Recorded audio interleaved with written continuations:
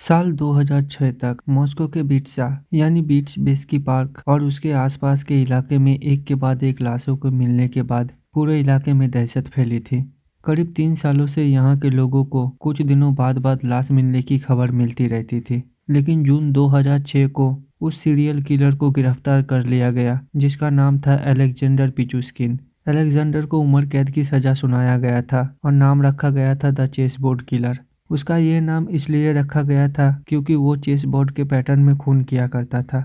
आश्चर्य तो ये होता है कि मुकदमा चलने के दौरान पिचुस्किन का कहना था, मुझे अफसोस है मैं पूरे 64 कत्ल नहीं कर पाया। मेरे लिए कत्ल किए बिना जिंदगी ठीक उसी तरह है जैसे आपके लिए बिन भोजन का जीना। अब सवाल ये आता है कि आखिर कैसे पिचुस्किन चेस बोर्ड के पैटर्न में खून किया करता था और कैसे इतने शातिर सीरियल किलर को रसिया पुलिस ने पकड़ा था। कहानी शुरू होती है 27 जुलाई 1992 से, जब उसने पहला खून किया। तब वो महज 18 साल का था।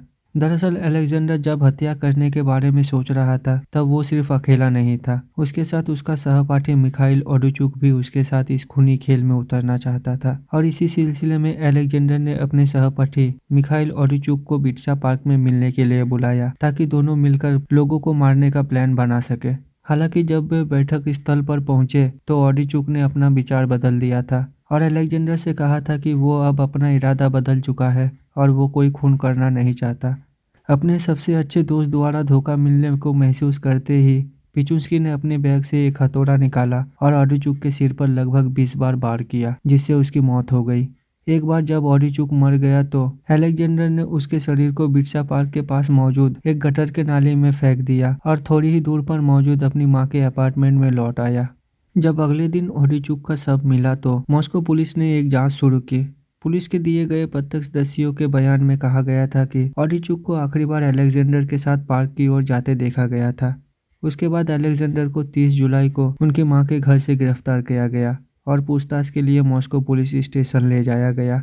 जब ओडुचुक की हत्या के दिन उसके कार्यक्रम के बारे में पूछा गया तो अलेक्जेंडर ने ओडुचुक से मिलने की पुष्टि की, लेकिन दावा किया कि उसने उसे पार्क में सुरक्षित छोड़ आया था। इस पूछताछ के बाद अलेक्जेंडर को रिहा कर दिया गया क्योंकि उसे हत्या से जोड़ने का कोई सबूत नहीं मिला था मॉस्को पुलिस को। इस घटना के 2 महीने बाद सितंबर 1992 में अलेक्जेंडर अपने 18 वर्षीय पड़ोसी ओल्गा ए को प्रपोज करता है, लेकिन उसके इस प्रपोजल को ओल्गा ने अस्वीकार कर दिया था क्योंकि वो सेर्जाई बी नाम के एक लड़के के साथ रिलेशन में थी जो उसी फ्लैट में रहता था। इस घटना के अगले दिन ही सेर्जाई का शव उनके बिल्डिंग के अपार्टमेंट में मिला। माना जाता है कि ओल्गा द्वारा उसके प्रपोजल को अस्वीकार किए जाने से नाराज अलेक्जेंडर ने सेर्जाई के अपार्टमेंट में गया और उसे खिड़की से बाहर फेंक दिया, जिससे उसकी मौत हो गई। उस समय इस बात की पुष्टि नहीं हो पाया था कि ये खून अलेक्जेंडर ने किया था या नहीं, और इसी वजह से पुलिस की जांच में सेर्जाई की मौत को आत्महत्या करार दे दिया गया था। इसके बाद अलेक्जेंडर ने कई वर्षों तक हत्या करना बंद कर दिया था। इस बीच रूस ने साल 1996 में मृत्युदंड पर रोक लगा दिया था। दरअसल मृत्युदंड रूस में एक कानूनी दंड है, लेकिन स्थगितादेश के कारण इसका उपयोग नहीं किया जाता है और 2 अगस्त 1996 से लेकर आज तक रूस में कोई मौत की सजा नहीं दिया गया है। रूस के राष्ट्रपति बोरिस एल्त्सिन द्वारा 1996 में मृत्युदंड पर स्पष्ट रूप से एक स्थगितादेश जारी किया गया था, जिसे संवैधानिक न्यायालय द्वारा स्थापित किया गया था, और इस चीज ने अलेक्जेंडर की हत्या के प्रति रुचि को फिर से जगा दिया था। मई 2001 से सितंबर 2005 के बीच अलेक्जेंडर ने 36 लोगों पर हमला किया। अलेक्जेंडर बिट्सा पार्क में अपने पीड़ितों को, जो ज़्यादातर बुजुर्ग बेघर लोग होते थे, उनसे संपर्क करता था और उन्हें अपने साथ वोदका पीने का ऑफर देता था और उन्हें मार डालता था। आमतौर पर अलेक्जेंडर अपने विक्टिम पर हथौड़ा या बोतल से सर के पीछे मारा करता था। हालांकि उस पर यह आरोप भी लगाया गया था कि वो अपने पीड़ितों को पार्क के पास ही मौजूद गटर के नाले में धकेल के डुबा के मार दिया करता था। अक्टूबर 2005 से 2006 तक उसका हत्या अपने चरम पर था। इस दौरान अलेक्जेंडर ने अपना तरीका भी बदला। वह अपने पीड़ितों के सर पर हथौड़ों से बार बार वार करता था और वोदका की बोतल उस सर के खुले घाव में डाल देता था, जिससे पीड़ित की मौत हो जाती थी। पीड़ितों को चौंका देने और उसके कपड़ों पर खून लगने से बचने के लिए वो हमेशा पीछे से ही हमला किया करता था। अलेक्जेंडर ने अपने शिकार की सीमा को विस्तार किया, जिसमें अब युवा पुरुषों, महिलाओं और बच्चे भी शामिल था।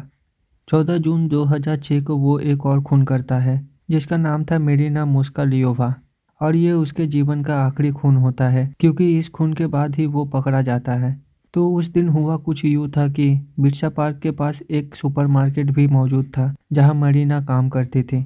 मरीना सेल्स गर्ल के रूप में वहाँ काम करती थी और सामान्य महिला थी। इसी सुपरमार्केट में उसके साथ अलेक्जेंडर एक क्लर्क के तौर पे काम किया करता था। 14 जून के शाम को अलेक्जेंडर अपने कलीग मरीना के साथ काफ़ी देर तक बात कर रहा था। इन बातों को मरीना काफ़ी एंजॉय भी कर रही थी। अब अलेक्जेंडर ने मरीना के सामने पार्क में वॉक के लिए चलने का प्रस्ताव रखा। अलेक्जेंडर ने कहा था कि असल में उसे अपने चहेते कुत्ते की कब्र पर जाने का मन कर रहा है और मरीना साथ चले तो उसे खुशी होगी। मरीना उसके साथ पार्क में जाने के लिए तैयार हो गई और उसने अपने बेटे को मैसेज करते हुए बताया कि वह अलेक्जेंडर के साथ पार्क में वॉक के लिए जा रही है और थोड़ी देर बाद लौटेगी। इस मैसेज पर उसने अलेक्जेंडर का नंबर भी लिख दिया था और फिर दोनों ने अपने बैग उठाए और पार्क की ओर चल पड़े। पार्क में घने पेड़ों के बीच वॉक करते करते दोनों एक सुनसान जगह पर पहुंच गया था, जहां से ना तो कोई रास्ता दिख रहा था और न ही उन दोनों के सिवा कोई और था। अलेक्जेंडर ने अचानक मरीना से इस पार्क में पिछले कुछ समय से मिलने वाली लाशों के बारे में पूछा, तो लरिसा ने कहा कि बेशक उसे इस बारे में पता है। तब अलेक्जेंडर ने एक टेढ़ी मुस्कान के साथ पूछा कि तो यहाँ आने में उसे डर नहीं लगा। इन हत्याओं के बारे में अलेक्जेंडर ऐसी ऐसी बातें कर रहा था जिसके बारे में मरीना ने अब तक ना तो टीवी और ना ही सोसाइटी में किसी से सुनी थी। अलेक्जेंडर उसे इस वॉक के दौरान कुछ सिगरेट भी पिलाया था। पार्क में इतनी देर से चलने के चलते मरीना थक गई थी और थोड़े ही देर बाद ऐसा हुआ कि अलेक्जेंडर अपनी बातें किए जा रहा था और हाँफती हुई मरीना धीमी आवाज में अपने आप से बात करने लगी थी। थकान, डर और शक के कारण कुछ ही पलों में मरीना चूर हो गई थी और बुरी तरह हाँफते हुए उसने दोनों हाथों से एक पेड़ को पकड़ लिया था। ये देख अलेक्जेंडर मरीना से कहता है कि तुम जिस पेड़ को पकड़ी हो, इस पेड़ के पिछले हिस्से पर एक लड़की का लाश कुछ महीने पहले मिली थी और उस लड़की का सिर इसी पेड़ के तने से बार बार बार करके फोड़ा गया था। अलेक्जेंडर ये भी कहता है कि मैंने कहीं एक लाइन पढ़ा था जो मुझे बिल्कुल सटीक लगता है। वो लाइन था कि अगर कोई आपके करीब है या करीब आ रहा है तो उसे जानने समझने में आपको जो खुशी मिलेगी उससे बहुत ज़्यादा सुकून मिलेगा अगर आप उसे मार डालें तो। ये कहकर अलेक्जेंडर ने पेड़ के एक नुकीली छाल से मरीना के गले को खुरच दिया। मरीना कुछ कहने की कोशिश कर रही थी और अलेक्जेंडर उसे तड़पता हुआ देख रहा था। कुछ ही पलों के बाद अलेक्जेंडर ने ताकत से मरीना के गले और सिर पर ऐसा वार किया कि मरीना का दम निकल गया और वह उसी पेड़ से चिपकी हुई एक लाश बनकर रह गई। कुछ देर मरीना से अकेले बैठ के बात करने के बाद अलेक्जेंडर फिर अपने घर चला गया। घर पहुंचकर अलेक्जेंडर सामान्य दिनों की तरह फ्रेश हुआ और नहाया। फिर गुनगुनाते हुए उसने वोदका की बोतल खोली और अपने पैक बनाए। फ्रिज और किचन से खाने का बंदोबस्त करने के बाद टीवी देखते हुए उसने डिनर किया और सोने चला गया। अगले दिन रोज की तरह अलेक्जेंडर अपने सारे काम किए और अपनी डायरी लिखी। डायरी के बाद उसने अपने पसंदीदा चेस बोर्ड यानी शतरंज को निहारा और एक पेन से उस पर कुछ लिखा। इसके अगले दिन यानी 16 जून को अलेक्जेंडर के दरवाजे पर दस्तक हुई। अलेक्जेंडर ने दरवाजा खोला तो देखा कि कुछ पुलिस ऑफिसर दरवाजे पर थे। उसने उन्हें अंदर आने को कहा और बाकायदा पानी भी सर्व किया। उन अफसरों ने कहा कि उसकी कलीग मरीना की लाश मिली है और इसी सिलसिले में वो उससे कुछ पूछताछ करना चाहता है, क्योंकि आखिरी बार एक कैमरे में मरीना के साथ उसी को ही देखा गया था। इसके बाद अलेक्जेंडर ने जो किया उसने पुलिस अफसरों को हैरान कर दिया। अलेक्जेंडर ने मुस्कुराते हुए कहा, बेशक आप बिल्कुल सही जगह पर आए हैं और मैं आपको यकीन दिलाना चाहता हूं कि इसके बाद आपको और कहीं जाने की ज़रूरत नहीं होगी, क्योंकि आपके सारे सवालों का जवाब मेरे पास ही है। जब पुलिस ऑफिसर्स हैरान होकर एक दूसरे की ओर देख रहा था तब पिचुन्स्की बोलता है, अच्छा समझा, आपको कुछ सबूत चाहिए, रुकिए मैं आपको सबूत देता हूँ। यह कहकर वो अपने रूम के अंदर चला गया और थोड़ी ही देर बाद एक डायरी लेकर बाहर आया और ऑफिसरों से कहा, यह डायरी मेरे लिए बहुत कीमती है, क्योंकि इसमें मैंने बहुत कुछ ऐसा लिखा है जो आपके बहुत काम आएगा। उस डायरी के साथ साथ उसने एक चेस बोर्ड भी पुलिस ऑफिसरों को दिया और कहा, यह मेरा बहुत खास चेस बोर्ड है। अलेक्जेंडर ने चेस बोर्ड को पुलिस ऑफिसरों को देते हुए कहा, इसमें 64 खाने होते हैं, मुझे याद नहीं रहता, इसलिए मैंने हर कत्ल की तारीख एक एक खाने में लिखा है। वो और भी कहता है कि मुझे बेहद अफसोस है ऑफिसर्स कि यह चेस बोर्ड के 2 खाने खाली रह गए। अगर आप थोड़ी देर के बाद आते तो शायद ये 2 खाने भी भर जाते। ये सब सुनने के बाद पुलिस ऑफिसरों की हैरानी की कोई ठिकाना नहीं था, क्योंकि अलेक्जेंडर ने पुलिस ऑफिसरों को ये भी कहा था कि वो घबराए नहीं, वो कोर्ट में भी सब कुछ सच कहेगा। इसके बाद शुरू हुई जांच पड़ताल। जांच पड़ताल के बाद अलेक्जेंडर के ट्रायल का आखिरी दिन आया 1.25 साल बाद, यानी 24 अक्टूबर 2007 को। अलेक्जेंडर को हत्या और हत्या के प्रयास के चलते करीब 50 मामलों के लिए दोषी पाया गया। ट्रायल के दौरान अलेक्जेंडर ने कोर्ट में मौजूद जज से बार बार कहा, योर ऑनर, मेरे लिए बिना कत्ल किए जिंदगी उसी तरह है जैसे आपके लिए बिन भोजन का जीना, और मेरी आपसे गुजारिश है कि मुझे कम हत्याओं के लिए दोषी ना ठहराए। अगर आप ऐसा करेंगे तो यह उन बाकी 11 से 12 लोगों के साथ नाइंसाफी होगी जिन्हें भी मैंने ही कत्ल किया था। इस पूरे केस की सुनवाई के बाद उस दिन 1 घंटा लगा था कोर्ट को अलेक्जेंडर पिचुस्किन के खिलाफ फैसला सुनाने में। इस फैसले में अलेक्जेंडर को उम्र कैद की सजा दी गई थी, इस हिदायत के साथ कि सजा के पहले 15 वर्षों तक दोषी को एकांत कारावास में रखा जाए। इस सीरियल किलर को द चेसबोर्ड किलर नाम दिया गया। अलेक्जेंडर के केस के बाद रूस के कानून में सजाए मौत के प्रावधान को फिर से लागू किए जाने के बारे में लंबे समय तक चर्चा होती रही। कई विशेषज्ञों ने अलेक्जेंडर जैसे अपराधियों के लिए फांसी की सजा की जबरदस्त तरीके से मांग करने लगे। अलेक्जेंडर के सजा के बाद भी एक बड़ा सवाल रह जाता है कि वो आखिरकार ये सब कर क्यों रहा था।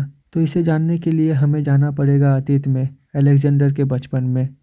अलेक्जेंडर पिचुस्किन का जन्म 9 अप्रैल 1974 को Mytishchi, Moscow Oblast, Russian SFSR, Soviet Union में हुआ था और मॉस्को में 2 नंबर खेर्सोनस्काया स्ट्रीट पर बड़ा हुआ था।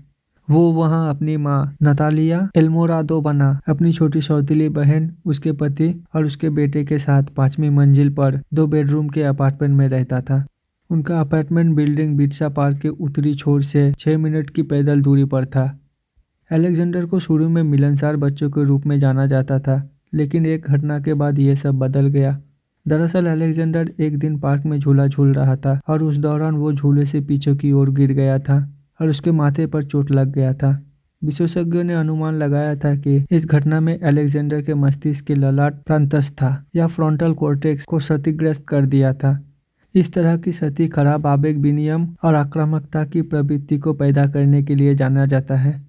अलेक्जेंडर उस समय बच्चा होने के कारण क्षति अधिक गंभीर हुआ था। इस घटना के बाद अलेक्जेंडर अक्सर शत्रुतापूर्ण और आवेगी हो जाता था। उसके उस व्यवहार के कारण अलेक्जेंडर की मां ने उसे मुख्यधारा के स्कूल से स्थानांतरित करने का फैसला किया।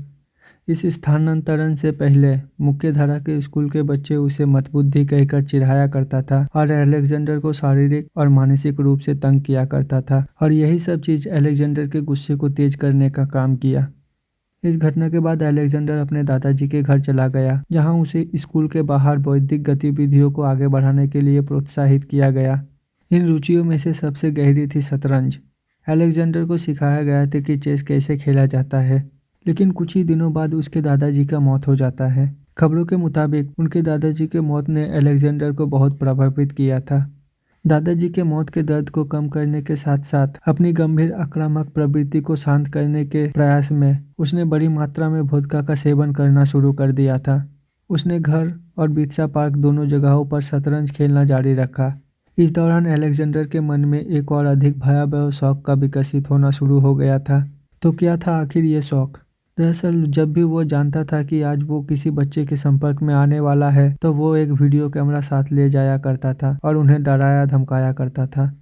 एक दिन उसने एक छोटे बच्चे को पेड़ से उल्टा लटका दिया और उसे डराने धमकाने लगा। उसने इस चीज़ का वीडियो बना के उस बच्चे को छोड़ दिया। फिर वो घर गया। घर जाने के बाद वोडका पी रहा था और चेस खेल रहा था। चेस खेलने के दौरान चेस बोर्ड की ओर ध्यान से देख रहा था और स्कूल के दिनों को याद कर रहा था कि कैसे उसे तंग किया जाता था, और वहीं से उसे चेस बोर्ड के 64 ब्लॉक की तरह 64 खून करने का ख्याल आया था। तो ये थी दुनिया के सबसे शातिर किलरों में से एक, द चेसबोर्ड किलर की कहानी। उम्मीद करता हूँ आपको पसंद आया होगा।